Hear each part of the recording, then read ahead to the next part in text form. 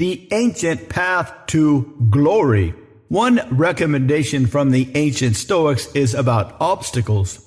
Most people hate obstacles. They pop up right when you think everything is going fine. People even avoid physical obstacles at all costs. Like a guy I used to know down at my local bike shop. He said he'd ride miles and miles just to avoid a big hill. Most of the time, obstacles are imaginary, things we believe might happen. A few times they are real. You've got a great idea for a new product, but you need to convince that one guy at your company, that one guy who thinks he's on a mission from God to say no to everybody. Or sometimes obstacles are in other people's brains. Like you are selling something to somebody, and you know what you have will fit with what they are looking for. You know this because they told you what they were looking for. They told you their budget. So you know it's a perfect match. But they have a voice in the back of their heads, a little whiny voice that says, I don't know.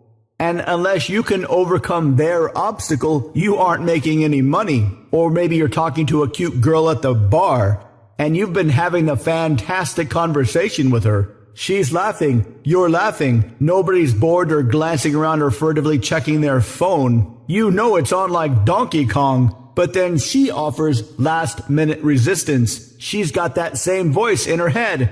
I don't know. Maybe she's worried what her friends might think.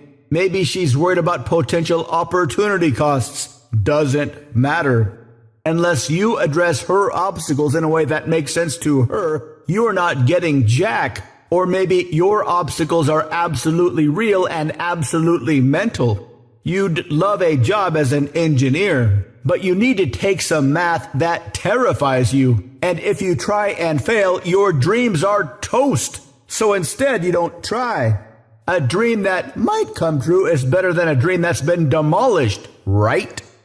One of my favorite movies is Revolver, a really strange metaphorical description of the human ego. In the movie, the main character eventually overcame his ego, and he achieved a kind of enlightenment. At one critical point in the movie, he heard his mentor. Normally, the main character was terrified of elevators, and when he was ready, when he was deciding which to take, the stairs or the elevator, he heard the voice. Whatever you fear most, that is where you'll find him. Him, of course, was his ego, whom he battled and won and attained a kind of enlightenment in the elevator. Very, very similar to the previously mentioned Stoic recommendation. A very simple, very powerful piece of advice. The advice? The obstacle is the way.